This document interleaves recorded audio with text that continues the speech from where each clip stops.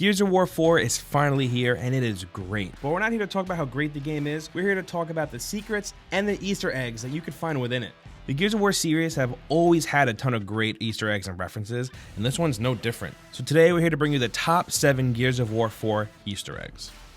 And up first, at number 7, this one is a little tricky. You have to do it on the insane difficulty or else it's not going to work. During the prologue, there's a part where you'll go through a blast door and there are 3 enemies there. You take them out. Immediately to your right, you'll see a door slowly start to close. And if you can get through that door before it closes, you'll find a gun called the Despicable You. It's a freeze gun, which is an obvious reference to the freeze ray from Despicable Me. You know, Gru uses that shit to freeze the entire Starbucks line. Anyway, yeah, it's a cool little gun. You shoot dudes with it, you freeze them, and then you can shoot them again and blow them up into a giant ball of red paste. Anyway, minions are terrifying. Fuck you, fuck them, and I just, let's move on, please.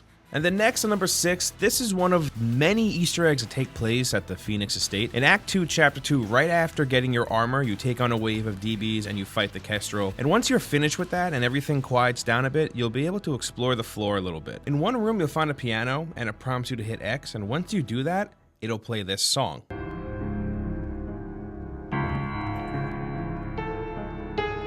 And it's the OG main theme from the first Gears of War. And this is one of many Easter eggs that you can find in just this part of the game alone. And up next, number 5, in Act 5, Part 3, you get to run around in a cool-ass mech. And after traveling down the road a little bit, fighting some enemies, taking them out, you come across a broken bridge, and there are 2 semi-down trees that kind of resemble like a football goalpost. Well, this is Gears of War, so a thrash ball goalpost. And in front of these 2 trees is a car, and if you're able to kick the car through those 2 trees, this is what happens. Yeah, baby, we got it! Stand up! Man, that was nasty! Yeah, as usual, you get Cole, who's hyped as fuck, and you get fireworks shooting, and you get a little rap from him. And also, after doing this, there's a thrash ball that pops up behind you that you can kick around for a little bit and take a break from fighting waves of enemies. And up next, number 4, this is actually a very small one that I missed on my first playthrough. I didn't notice it until I played this chapter a second time. But when you get the Fabricator back to Reyna Settlement and you're preparing for the COG onslaught, Reyna is giving orders to everyone, and one of the names she yells is Carmine! She yells at him to Get back up there! And you actually see him on the turret taking out a dropship. And just as Oscar is bragging about how he taught him everything he knows, he meets the fate of every other Carmine in the game and he dies. Dude gets a drop pod dropped right on his dome, like splat. And depending on where you're looking when Reyna actually calls his name and orders him to go back to the turret, for a split second you can see him and it looks like he's wearing his signature helmet or maybe a bandana and goggles that are glowing blue that kind of resembles it. You can't really get a good look at it, you just see it quick, but it's definitely a throwback to Carmine that we all know from Gears of War 1, 2, 3, and Judgment.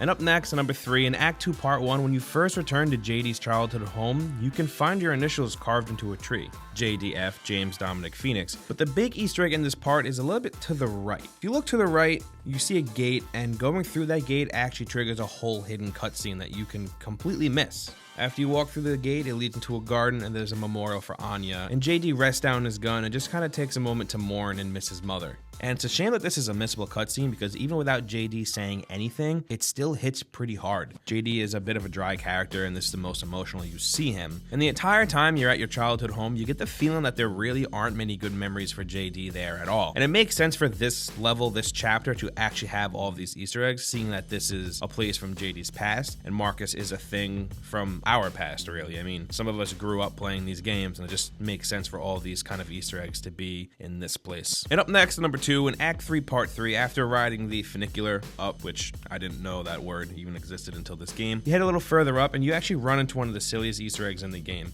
You come across a little hallway, and in that hallway there's a bunch of tables and chairs, and if you run through them like a child, JD will actually start yelling like a crazy person. Between JD yelling and the loud sound of the metal tables and chairs bouncing back and forth of each other, it's actually really funny. Del also calls you out real quick, essentially just, telling you to calm down and asking you if you're done yet. And up next, on number 1, this is definitely hands down the best Easter egg in this game that I've come across so far. And when you meet up with Marcus at his home and you fight through waves of DBs, you eventually get to a greenhouse and DBs start busting through the ceiling, and Marcus drops probably the best line of the Gears of War series, and I think the overall favorite here at the office, and it sounds like this. Shit, they're gonna mess up my fucking tomatoes! As you can tell, he's obviously very upset about his tomatoes, and after the shootout, if there are some tomato plants left, just go ahead and destroy the rest. Just shoot the rest and see what happens. You're in for a treat, and here's what happens after doing that. How long I worked on this fucking house alone? You know what it's like being a fucking hermit? Fixing a house? There's no Home Depot out here, you fucking assholes. Fucking tomatoes. They fucked my tomatoes up! God damn it! I'm never gonna have a fucking good sauce again! Damon Baird, you're a cock! Yep, it just triggers Marcus cursing and yelling about his tomatoes and making some references to the members of Delta Squad, calling one of them a very not nice word. And as an Italian, I feel him on never having a good sauce again. That's devastating, and I would probably just want to end it all right there. Listening to John DiMaggio losing his shit is just great and so fun. I listened to this about 4 times already just today. And this also unlocks a new type of grenade called the Dom Tom, which is a tomato that just blows up into, I guess, ketchup, because that's what tomatoes are made out of. So those are the top 7 Gears of War 4 Easter eggs. If you guys find any more or know of any that I left out, please let us know down in the comments. I'm sure you guys will find more. This game's only been out for a few days, and people are still finding secrets in Gears of War 3, which is crazy. Also linked below is a guide for all the collectibles in Gears of War 4 over at gameranx.com, so make sure you go and check that out too if you need some help finding those. And don't forget, we put up videos like this every single day, and the best way to see them is to subscribe to the channel. Also, liking this video definitely helps us out, and we would really appreciate it. And once again, I'm Andrew the New Guy, and I'll see you guys next time right here on GameRanx.